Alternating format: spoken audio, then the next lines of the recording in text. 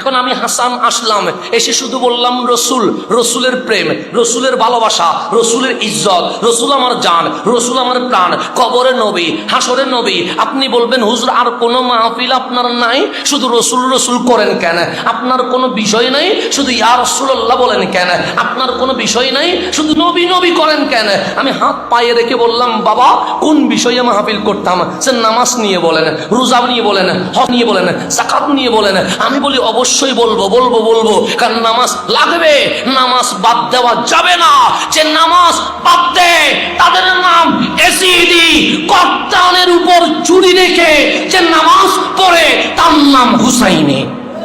কথা ঠিক কি না? বাদ দেওয়ার কোনো সুযোগ আছে নাই। তোর নামাজ কখন লাগবে? যদি ঈমান থাকে।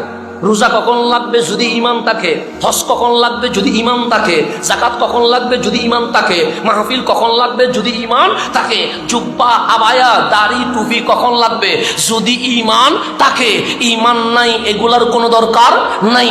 আমার রসুল আগে আকিমুস সালাহ বলে নাই, আমার রসুল আগে কুল হুয়াল্লাহু আহাদ বলেছে, আমার রসুল আগে কুতিবা আলাইকুমুস সিয়াম বলে নাই, আমার রসুল আগে কাদ জাআকুম মিনাল্লাহি নূর ওয়া রাফা'না লাকা যিকরাক বলেছে, আমার রসুল আগে আতিমুল হজ বলে নাই, আমার রসুল আগে আমাদেরকে বলেছেন আমি রহমতুল লিল আলামিন হাবিবুল্লাহ হইয়া এই জমিনে চলে এসেছে।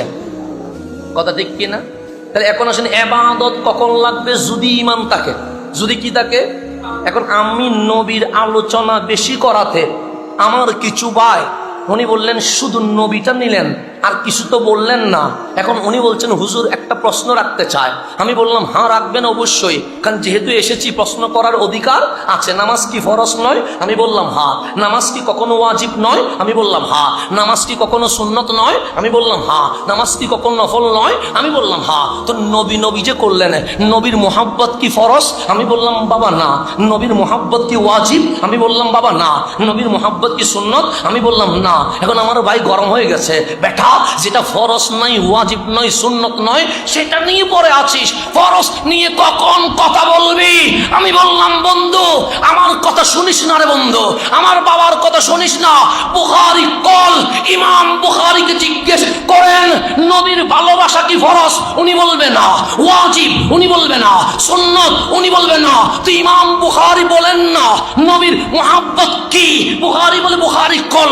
আমরা বুখারী করলাম, বললেন হুব্বুর রাসূলে সাল্লাল্লাহু আলাইহি ওয়াসাল্লাম মিনাল ঈমান। তোমার নামাজ, রোজা, হজ, যাকাত কবুল করার জন্য ঈমান লাগবে, আর আমার নবীর ভালোবাসা ডাইরেক্ট ঈমান হয়ে গেছে। ডাইরেক্ট কি হয়ে গেছে?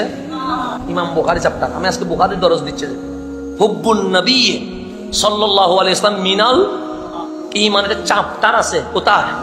বুখারীতে। কওমি মাদ্রাসায় যান, বুখারীর মুকাদ্দমা খোলেন। ইমাম বুখারী বলে আমি হাদিসগুলো যখন সংকলন করে আমার নবীর রওজায় গেছি, আমার রসুলকে বললাম ইয়া রাসূলুল্লাহ আমি আবু আব্দুল্লাহ মুহাম্মদ ইবনে ইসমাইল আল বুখারী নিজের জীবন যৌবন সব দিয়া 6 লক্ষ হাদিস থেকে বাছাই করিয়া এই কিতাবটা সংকলন করেছি। আমার রসুল বলেন বলো আমি শুনবো।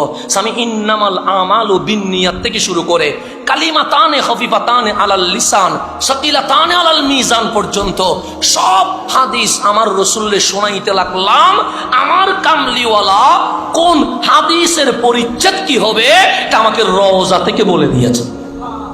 মানে কিতাবুল ওহী এটা আমি দিই নাই, এটা আমাকে রসুল বলেছেন। হুব্বুন নবী মিনাল ঈমান এটা আমি দিই নাই, এটা আমাকে রসুল বলেছেন। রসুল যেভাবে বলেছেন আমি বাপগুলো সেভাবে লিখে দিয়েছি, এটা আমি বলিনি। মুকাদ্দামাতুল বুখারী বলেন, সেখানে আছে। অন্তত প্রথম পৃষ্ঠাগুলো তো পড়বেন।